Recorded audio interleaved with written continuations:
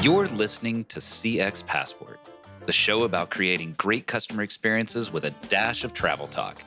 Each episode, we'll talk with our guest about great CX, travel, and just like the best journeys, explore new directions we never anticipated. I'm your host, Rick Denton. I believe the best meals are served outside and require a passport. Let's get going.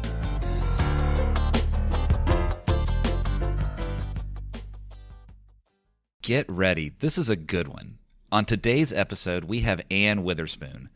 When you start to fill up the pages in your CX Passport, sometimes it's great to return home. And I'm excited to talk with a fellow resident of North Texas. Declaring outside-in thinking as her superpower, you know there's something special afoot. While many may claim it, Anne genuinely exhibits an outside-in perspective. What I really admire is how true that is for her in looking both at the customer and the employee. Anne has a wealth of experience in the banking industry, having been laser focused on creating great experiences for her customers. Oh, and a little tease here, be on the lookout for a new book from her later this year.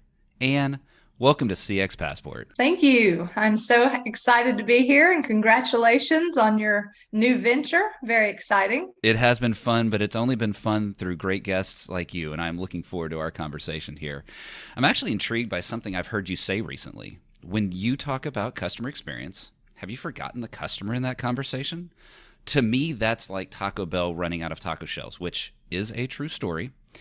How have you seen the customer left out of a CX conversation? Yes. Well, that quote actually came from the book Punk CX. Okay. I was listening in on a webinar with Adrian Swinsko couple weeks ago, and it just reminded me of his book, and I got it out and I dusted off some of my notes, and that was something he said. And it's really the difference between the customer's experience and customer experience, because that has become a thing now, right? Right. Everybody's talking about customer experience, but what does that mean? And he says in the book, and I think this is very true, that the customer and their experience gets left out of that conversation more often than not these days. And so we have to be very careful and aware that we talk about customer experience all the time, but we're not really focused on the customer. And yes, I've seen that happen many, many times. Anytime, especially in banking, it's a very regulated industry. And so rules and laws and regulations come out, but oftentimes there's no thought of, well, how could we do this as we need to and follow the law, but make it the best experience possible? And I do think that there's a way to go about that.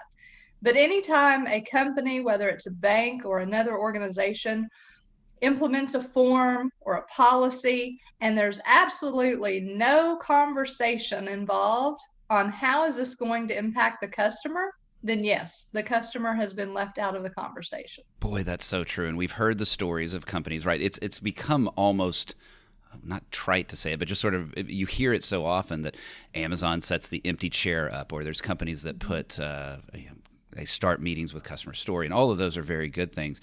How have you seen, so when you've kind of experienced that, where the customer is left out of the customer experience conversation, how have you repaired that? How have you kind of injected the customer back into those conversations? Yeah, in my experience, it's just about continuing to have those conversations and remind people that we're not here to figure out a process.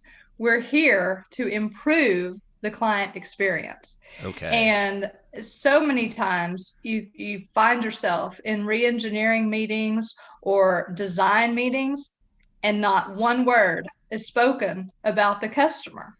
Isn't that crazy, right? It is, but I think it happens in almost every organization every day.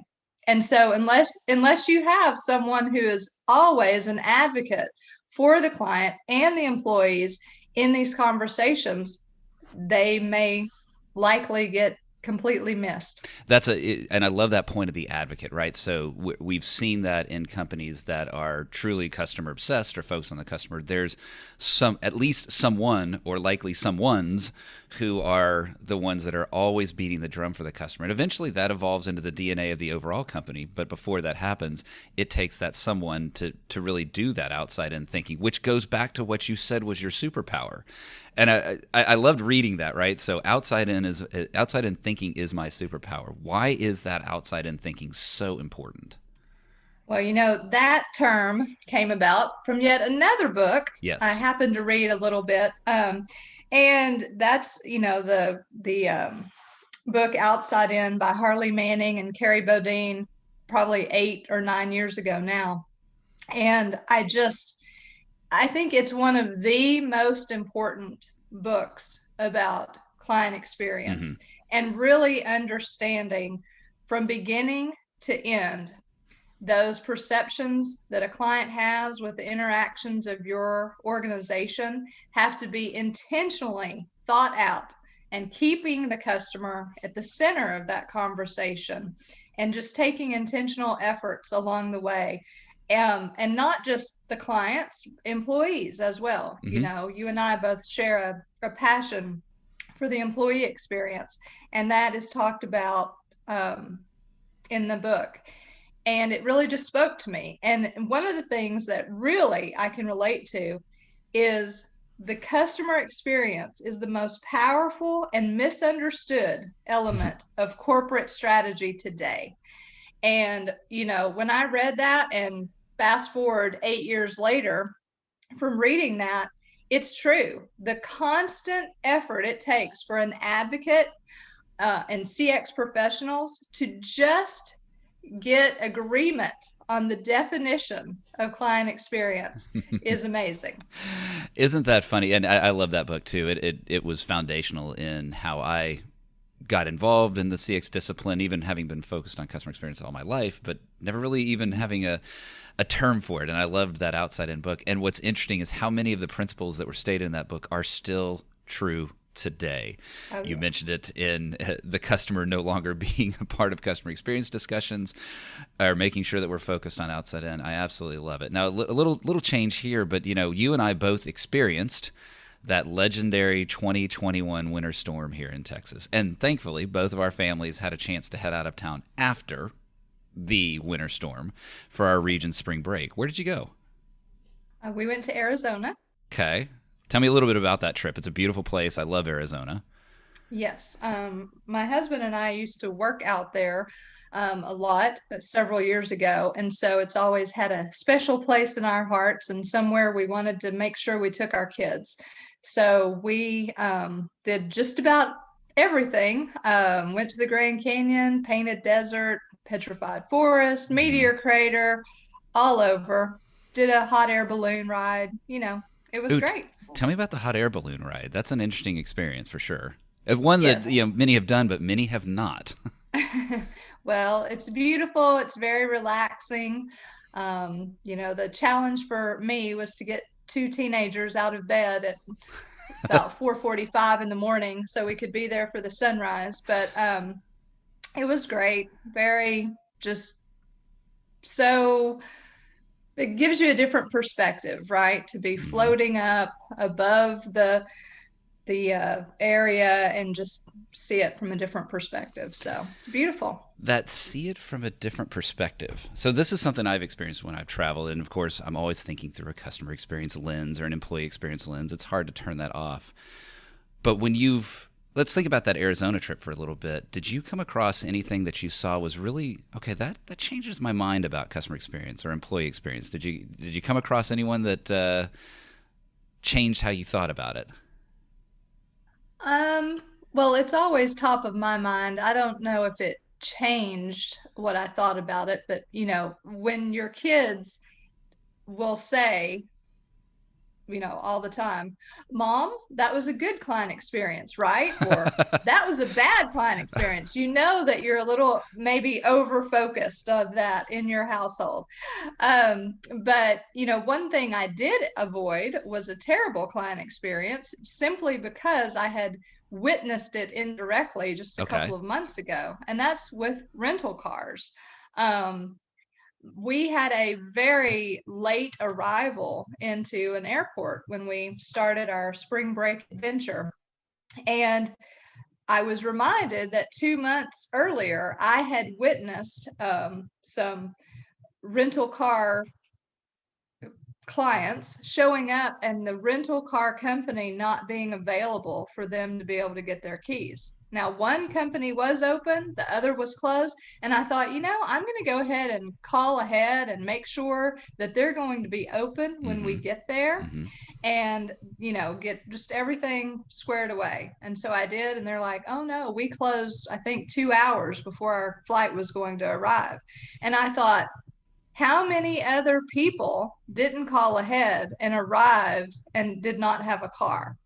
And so it's an obvious pain point that I think rental companies need to get aligned with the airport and Right. be aware of flight times and be prepared to stay open until your clients arrive. It seems very, very easy, but I think it happens quite often. Oh, I feel like we're going back to the first question, right? This is an example of the customer is Yes, not a part of the designed customer experience. exactly.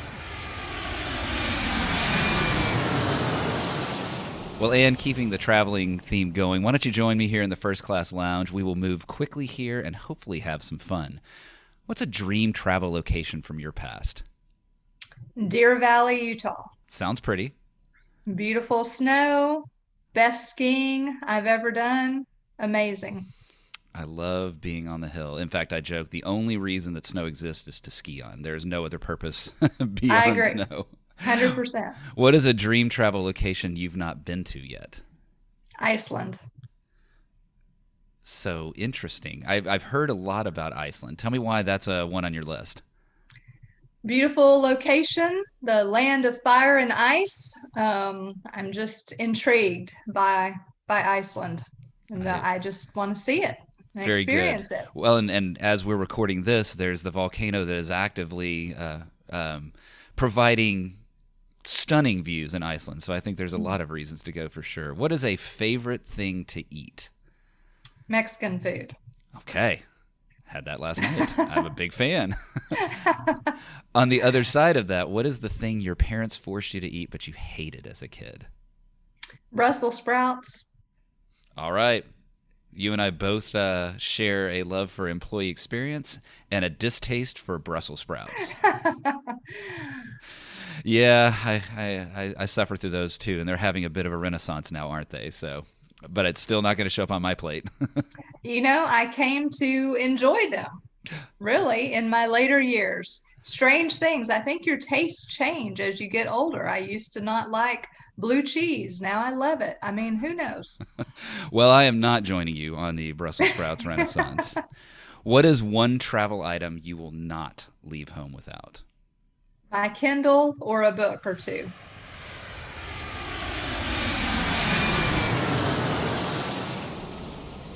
And I noticed that both of us just rapidly consumed the recent Matthew McConaughey book, Greenlights. It was a fascinating read. One point that I know resonated with you was if I couldn't do what I wanted, I wasn't going to do what I didn't. How have you seen that apply to employee experience, both yours and that of your teams? Yes. Well, I think as an employee and really just as a human being, we owe it to ourselves to really um, explore and analyze our own values and our strengths. And when you can do that, when you know what they are, you can state them, you can articulate them, then you know better what you want to do and what you're good at and what, gives you reason to jump out of bed in the morning. And so I think you find things in our lives that either lift us up and bring us joy and a lot of fulfillment, or they don't. And they really just almost suck the life out of us. Mm-hmm. And so when you know those things, those values and those strengths, and something is presented to you that does not align and is not a good fit and does not bring you joy, then I think for me, that quote from the book, that's when it resonates. And if you can't do what you wanted, and I'm going to put in parentheses, what you know you're good at and what you know you love, then you walk away and it makes it easier. And which is an empowering feel. It certainly feels good to choose that. How have you helped the teams that you've either led or the teams that you've been around or even teams you've been a part of? How have you helped spread that same sense of empowerment to allow people to focus on the elements that they want, but be able to say no to the things that they don't? Yeah, I think it's what I've tried to do is talk about Sunday sickness. And that's when, Sunday afternoon or Sunday evening, you start getting a little sick to your stomach at the thought of going back to work on Monday. Mm-hmm. And I've encouraged my teams over the years to be aware of that feeling and to not let it continue very long. I mean, when you're doing a job that you love, you do not get Sunday sickness. You don't, Right. because you don't dread Monday. In fact, I know sometimes you even look forward to it because there are things that you want to accomplish that are meaningful and that you love to work on. So you don't dread it. But if you find yourself week after week after week getting sick on Sunday at the thought of Monday, it's probably time to take a good look at why, and maybe time to find something else to do. Boy, that makes a lot of sense. And I know, I'm sure all of us have experienced that Sunday sickness. I have not thought of it in those terms, but you're absolutely right. And it isn't, and I mean, we all have moments. There are highs and lows in any given job, any given experience. But it's a matter of if that's every Sunday for you, then it is time to. And I love how you're exposing that to your teams and saying, look, this is really something you need to self-evaluate and help them self-choose out of that. Now, that takes a bit of safety. And I've seen a lot about making it safe for employees to contribute or express feedback or share their thoughts.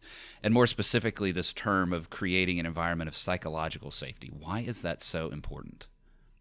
Yes, well, that term I think came about with the Project Aristotle research that Google did several years back Okay. in 2012, I think. And Google was really interested in what makes teams effective and why are some teams successful and some are not. And they did a lot of research, and one of the things they found was the number one reason teams are effective is because of psychological safety.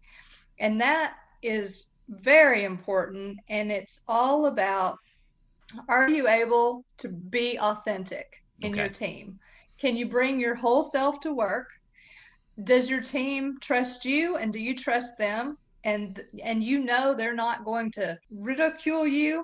They're going to lift you up. They're not going to tear you down. You can say things that you want to. You can be very open. You can speak up in meetings, and they are going to maybe not agree. It's not all about everybody agrees, but it's about they're going to support you and listen. And it's about trust and respect. And that is the number one reason teams are successful and effective. Yeah, that makes a lot of sense.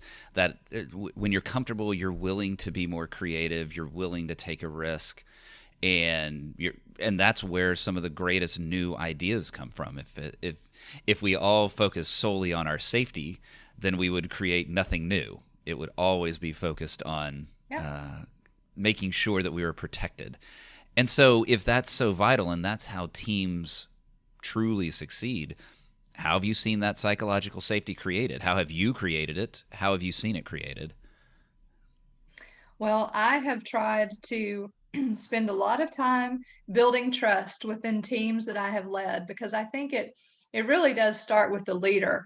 And if I think about it, probably over the course of my career, I've only worked in a couple of teams that truly had psychological safety top of mind and in action. Mm-hmm. And it was very important to me that any team that I led, that I tried to create that.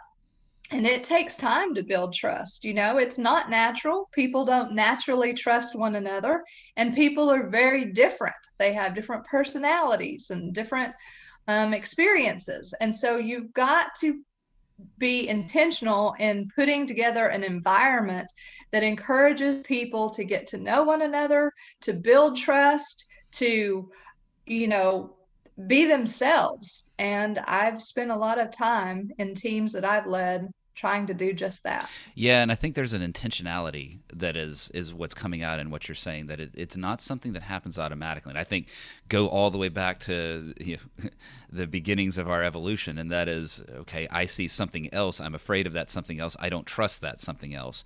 And so as we've come out of our caveman days and into societies and into cultures and everything else, we realize that to achieve the greater success requires that trust, but it's not something that is natural, and it requires specific intentional steps. I found too that it helps to be very transparent as a leader as well, Yes. and being open with the team and saying, you know what, I just screwed up last week. Let me tell you about that, and let me tell Yes. you how I learned from it, and be willing to share your own leadership failures, which is scary at times when I've been a new leader. That's scary. It's only over time and being more seasoned that I've come to realize that actually is the more effective path, is showing that Yes. transparency. Totally agree. And I've talked about how 2020 is the year that not everything changed with the reality of some fundamentals of customer experience. They've stayed the same pre, during, and soon post-pandemic. You've said something similar about your 5 universal truths of customer experience. I would love to hear more about those 5 universal truths. I think there are 5 things that are just the truth about CX. And that is number one, CX is a science and an art, and that's really why it's interesting to me, because it combines cold, hard facts with squishy feelings. Number two, people should not confuse client experience with marketing. It's Oh, not the good. Okay. same. It is not the same at all. And it's really one reason I think organizations don't find the success Hmm. in client experience like they would like, because they lump it with marketing.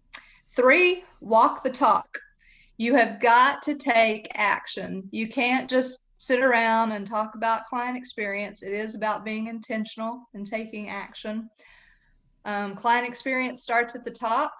I don't think that there is an organization that can be successful in client experience unless their CEO understands it, unless the client experience team reports to the CEO and they're very much aligned. Hmm. And then finally, employee experience is the most important part. You cannot deliver a good client experience if you have grumpy employees and if they don't trust you, and if they are not of the right mindset and talent and temperament to provide great client experience. How true. I love those 5 universal truths. One of the things about truth is that it's true in this conversation, and it shows up in other conversations and others. And one of the things that you said there actually relates to episode 1 of CX Passport, and that is when Santha was talking about the disconnect between marketing and customer experience, and how some think of that world as the same, some see it as disconnected, and so completely agree there. And then I definitely love the call to action, right? It doesn't matter if we're doing this in an ivory tower. It doesn't matter if we're designing great customer experiences if we're not actually acting on it. I think a lot of that action, too, ties into how do we relate to our front line? How do we use the front line in that action, that they aren't somebody that just feels ambushed by the latest, greatest CX initiative from headquarters, but rather Absolutely. here is their deep involvement. I love all 5 of them. Instead of me repeating all 5 of them, I just find great delight in them, and we'll just continue to hit rewind and listen to them again. Because it is true. Those are fundamental. Those are things that are almost the table stakes, and yet how many companies don't apply those 5? So it's shocking and a bit disappointing. Maybe that rental car company needs to learn about your 5 universal truths. Well, Anne, it has been an absolute delight talking with you. I always enjoy getting into customer experience and employee engagement conversations with you. I'm thankful that you shared a little bit of your Arizona trip with us, and it is interesting how you and I both found wisdom from the philosopher, Matthew McConaughey. Not sure what to label him these days, but Right. it is always a time for me to learn when I talk with you, and I really enjoyed it. So, Anne, thank you so much for being a guest on CX Passport today. And I wish you the best in your customer experience, your employee experience, and your future travels. Thank you so much. Really appreciate it. Great to talk to you. Thank you. Thanks for joining us this week on CX Passport. Make sure to visit our website, cxpassport.com, where you can hit subscribe so you'll never miss a show. While you're at it, you can check out the rest of the EX for CX website. If you're looking to get real about customer experience, EX for CX is available to help you increase revenue by starting to listen to your customers and create great experiences for every customer, every time. Thanks for listening to CX Passport, and be sure to tune in for our next episode. Until next time, I'm Rick Denton, and I believe the best meals are served outside and require a passport.